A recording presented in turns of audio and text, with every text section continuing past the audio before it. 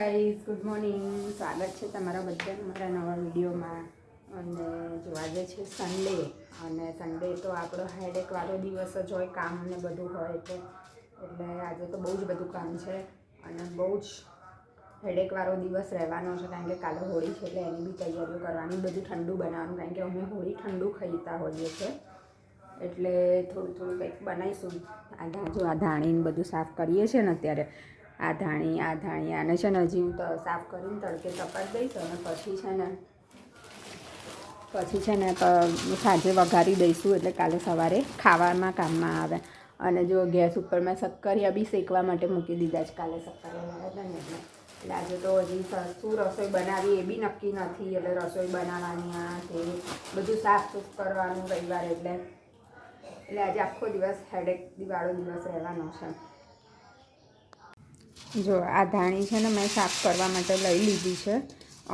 આજે તો આ એક કરીશું, પછી આ વાળી, અને છે ને આ બધી સાફ કરીને તડકે તપાડી પડે, કારણ કે આમાં જો નીચે કેવા ગાંગડા હોય, આવા ગાંગડા હોય એટલે પછી ખાવામાં આવે ને તો મજા ના આવે.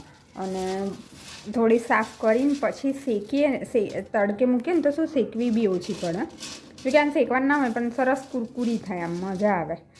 એટલે મેઇન તો છે ને આનું સાફ કરવાનું કારણ જ આ કે અંદર છે ને ગાંગડા બહુ હોય એમ નીચે.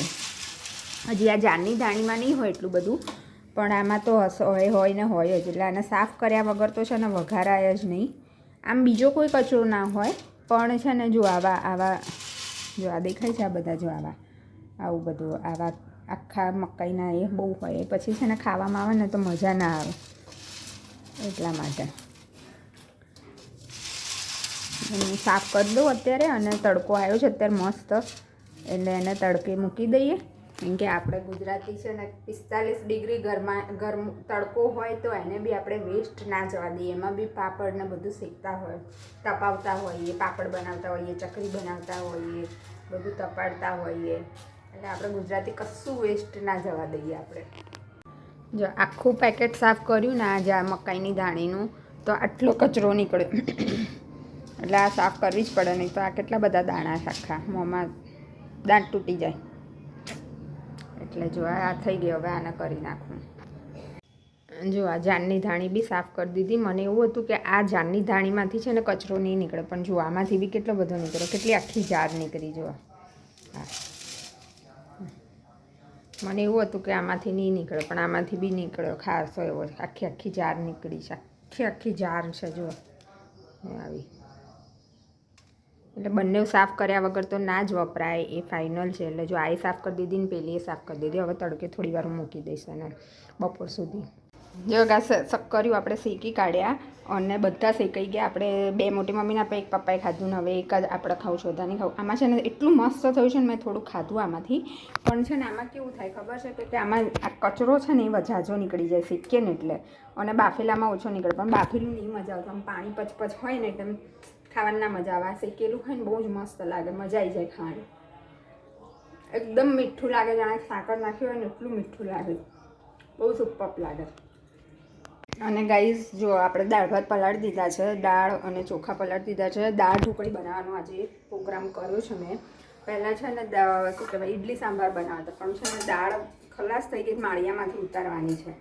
હવે અત્યારે હું ઉતારવા રહું ને એ બધું કરવા રહું ને, કારણ કે આખી પેક કરેલી છે અંદર કોથળા ટાઈપમાં, એટલે બધું ખોલવું ને પેક નીકાળવું ને બધું કરવા રહું ને તો બહુ જ મોડું થઈ જાય ઇડલી સાંભારમાં. એટલે પછી વિચાર્યું કે થોડીક દાળ છે, દાળ ઢોકળીમાં વાંધો નહીં આવે, એટલે ફાઇનલી દાળ ઢોકળીનો પ્રોગ્રામ કરી દેવો છે. આજે રજા છે એટલે વાંધો નહીં આવે. આખું અઠવાડિયું શાક ખાતા હોય ને, એટલે અત્યારે આપણે શાક નથી ખાવું આજે દાળ ઢોકળીનો પ્રોગ્રામ. અને ગાઈસ જો હું ડુંગળી લાવી હતી ને, લગભગ 2.5-3 કિલો જેવી, એ લીલી હતી, કારણ કે અત્યારે નવી આવે ને. એટલે તો જો મેં અહીંયા ગાડી છે ને, આ ટીપોઈ છે, ટીપોઈની નીચે છે ને આવી રીતે પેપર ને એવું પાથરીને જો અહીંયા ગાડી સુકવવામાં, એટલે મતલબ કે પોળી કરી દીધી, એટલે બગડે નહીં અને થોડી સુકાઈ બી જાય, કારણ કે પંખો ચાલુ હોય ને આખો દિવસ. અને કાલે ચીકુ લાવી હતી ને, આટલા કાચા હતા, તો એને બી આવી રીતે છે ને આપણે કાગળમાં વીંટી મૂકી દીધા છે, એટલે એ બી પાકા થઈ જશે. લગભગ એ તો સાંજ સુધીમાં થઈ જશે. અને ડુંગળી જેમ જોઉં એમ આપણે વાપરવા માટે લઈશું. એટલે મેં અહીંયા આગળ મસ્ત ટીપાઈ નીચે એને પોળી કરી દીધી છે, બગડી ના જાય ને એટલે. આપણે નહીં ધોઈને તૈયાર થઈ ગયા છે અને કચરા પોતા બી કરી દીધા છે. ઘરમાં બહાર અને બધું તપાવા જે મૂકવાનું હતું એ બધું બી મૂકી દીધું છે. આદું ને બધું આદુને ધાણીને ડબ્બો કશે તેને. અને હવે બાકી રહી છે આપણે રસોઈ. એમાં દાળ બફાઈ ગઈ છે અને ભાત થઈ ગયો છે. ભાત બી થઈ ગયો છે અને દાળે બફાઈ ગઈ છે. હવે દાળ ઢોકળી કરવાની છે એ કરીએ અને પછી જમી લઈશું. અને પપ્પા જો અહીંયા સૂઈ ગયા છે. એમની તબિયત નથી સારી, એમને શરદી થઈ ગઈ છે. તાવ મટી ગયો પણ શરદી થઈ ગઈ પાછી.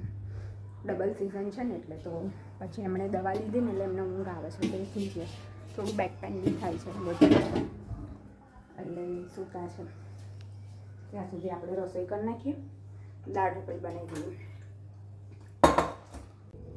જો ગાઈસ આપણે દાળ ઢોકળીનો લોટ બાંધી દીધો છે અને આજે છે ને આપણે આ ઢોકળિયામાં બાંધ્યો, કારણ કે છે ને આપણે જે દરરોજે લોટ બાંધીએ છીએ ને એ તાસકમાં છે ને આપણે ધાણી તપાવા મૂકી છે ને એટલા માટે થઈ છે ને અત્યારે આની અંદર મેં લોટ બાંધ્યો છે. પહેલી વાર મેં બાંધ્યો. આમાં લોટ હું ક્યારેય નહીં બાંધતી આમાં લોટ, પણ હવે કંઈ હતું નહીં એટલે બાંધવા માટે પછી આમાં બાંધી દીધું.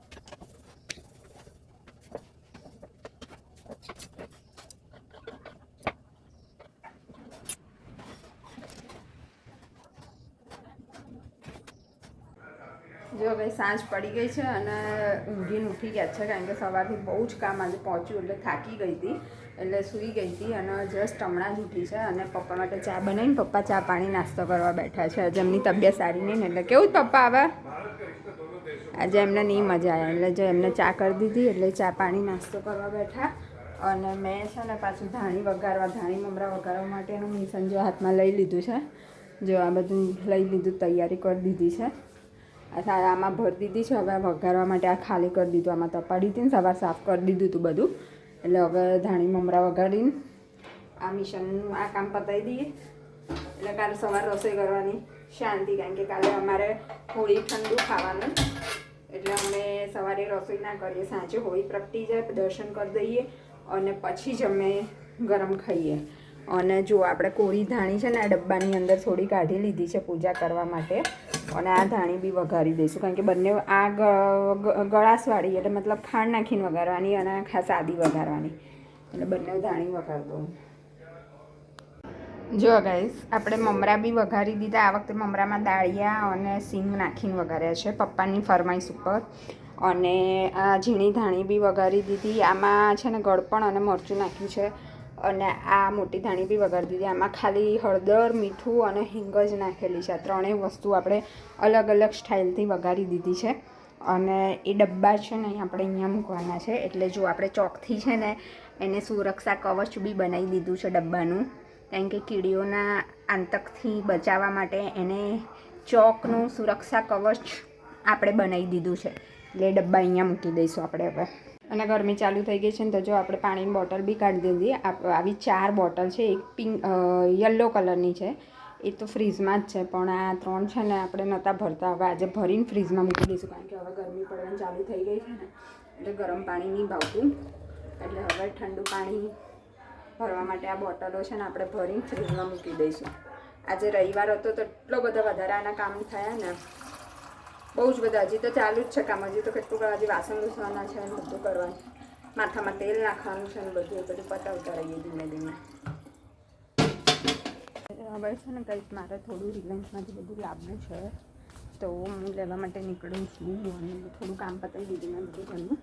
તેલ બી નાખી દીધું. જો મારા ઘરમાં દેખાશે નહીં તમને કે મેં તેલ નાખ્યું છે એવું, તમે નાખી દીધું છે. અને થોડુંક 1-2 વસ્તુ લાવી છે તો કેમ કે બ્રેડ બટરને એવું લખ્યું કાલ સવારે નાસ્તામાં બી ચાલે ને અત્યારે બી ચાલી જાય એટલે બધું લેવા માટે જવું છે. દૂધ બી ખલાસ થઈ ગયું છે તો દૂધ બી લાવવું છે. તો મેં જોયું ઓનલાઈન નથી બતાવતી અમુક 2-3 વસ્તુ, કેમ કે દૂધ તો સાંજે બતાવતું જ નથી, એ બધું મને લેવાતું. આપણે રિલાયન્સ સ્ટોરમાં આવી ગયા હતા ને, તો બ્રેડ અને બટર બંને લઈ લીધું છે, એટલે અત્યારે બી ખવાઈ જશે અને સવારે બી ખવાઈ જશે. કાલે ઠંડુ ખાવાનું છે ને તો. ગાઈસ હું આવી ગઈ છું રિવરફ્રન્ટ ઉપર. મુસ્કાન અને સિંગલ બંને આવે છે. મુસ્કાનની એક ફ્રેન્ડ આવી છે ને, એને રિવરફ્રન્ટ જોવો છે, એટલા માટે એ લોકો આવે છે. અને હું ઘરેથી આવી હતી, એ લોકો એમના ઘરેથી આવે છે. અને એ આવે પછી અમે છે ને સાયકલ, એ લોકોને સાયકલ ચલાવી છે ને, તો અમે સાયકલ ચલાવવા જઈશું. એટલે હું અત્યારે અહીંયા બેઠી છું, એમની વેઇટ કરી રહી છું. જુઓ, અને આમ કહેવાય ને આજે રવિવાર છે પણ એટલી ભીડ નથી, આમ સાયલેન્ટ છે. ખબર નહીં, કદાચ મેચ છે એના કારણે થઈને અત્યારે બહુ ભીડ નથી, ખબર નહીં તો રિવરફ્રન્ટ પર બહુ જ ભીડ હોય સન્ડે પણ જાય. નહીં વેચ્યો હું સ્વાદાર માનજો ને, ખોટું ખોટું બોલે છે હજુ. મુસ્કાન તને કોણે પૈસા કોણે લીધા? તો પછી એણે વેચી કેવાય કે મેં વેચી ગયા? એ અત્યારે તું બોલે નહીં ને એટલે મને કહે છે. જો ગાઈઝ અહીંયા સાયકલ ચલાવવા માટે પાછા આવી ગયા છે. અને છે ને મુસ્કાનની સાયકલ આ કિન્નલે વેચી મારીને એની ચર્ચાઓ થતી હતી.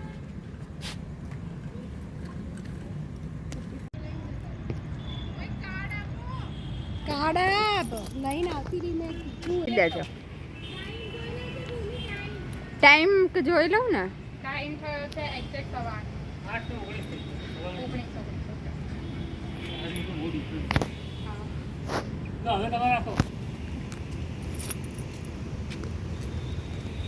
ચાલો જઈએ.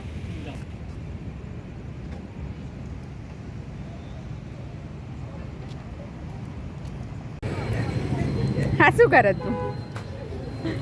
આ શું કરે તું? કેવું સારા ખાલો ગાઈસ.